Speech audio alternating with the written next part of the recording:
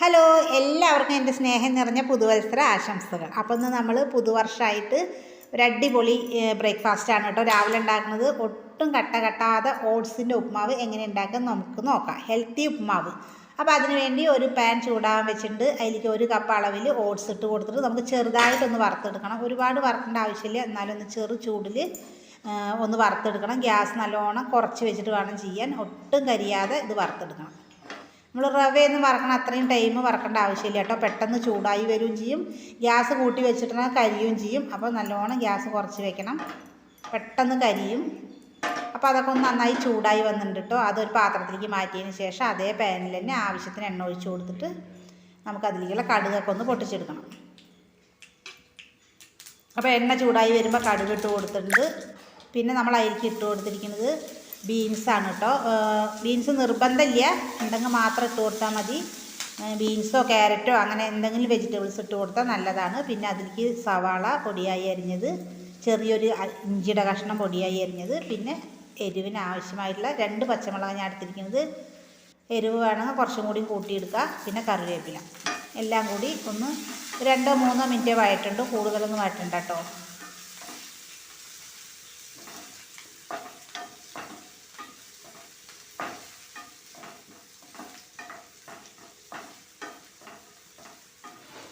കുറച്ച് എണ്ണ കുറച്ച് ഒഴിച്ചാലും മതി കേട്ടോ. നമ്മൾ എന്താ വെച്ചാൽ തടി കുറയ്ക്കാൻ വേണ്ടിയിട്ടൊക്കെ ഉള്ള ഓട്സിൻ്റെ ഉപ്പുമാവൊക്കെ കഴിക്കുക. അപ്പോൾ അതൊക്കെ ഒന്ന് വഴന്ന് വന്നിട്ടുണ്ട്. അതിലേക്ക് ഞാനൊരു 3/4 കപ്പ് അളവിന് വെള്ളം ഒഴിച്ച് കൊടുക്കുന്നുണ്ട്. വെള്ളം കൂടുതലാവാൻ പാടില്ല, വെള്ളം അധികം ആവശ്യമില്ല നമുക്ക് ഓട്സ് ഉപ്പുമാവിന്. പിന്നെ അതിലേക്ക് ഒരു 1/2 ടേബിൾ സ്പൂൺ അളവിൽ, ടീസ്പൂൺ അളവിലാണ് ഉപ്പിട്ട് കൊടുത്തിരിക്കുന്നത്. ടേബിൾ സ്പൂൺ അല്ല, മാറിപ്പോരുത്. 1/2 ടീസ്പൂൺ അളവിൽ ഉപ്പിട്ട് കൊടുത്തിട്ടുണ്ട്. ഇനി വെള്ളം ചൂടുവെള്ളത്തിൽ ഉപ്പിട്ടിട്ട് കലർത്തിയിട്ട് വേണമെങ്കിൽ നമുക്ക് ഓട്സിലേക്ക് ഇങ്ങനെ സ്പ്രെഡ് ചെയ്ത് കൊടുക്കാവുന്നതാണ്. പക്ഷേ ഇത് കറക്റ്റ് അളവാട്ടോ വെള്ളം. 1 കപ്പ് അളവ് ഓട്സിന് 3/4 കപ്പ് വെള്ളമേ വെക്കാൻ പാടുള്ളൂ, കൂടുതൽ വെള്ളം ആവരുത്. അപ്പോൾ വെള്ളം തിളച്ച് വന്നിട്ടുണ്ട്. അതിലേക്ക് നമ്മൾ വറുത്ത് വെച്ചിരിക്കുന്ന ഓട്സ് ഇട്ട് കൊടുത്തിട്ട് തീ കുറച്ച് വെച്ചിട്ട് നന്നായി ഒന്ന് ഇളക്കണം.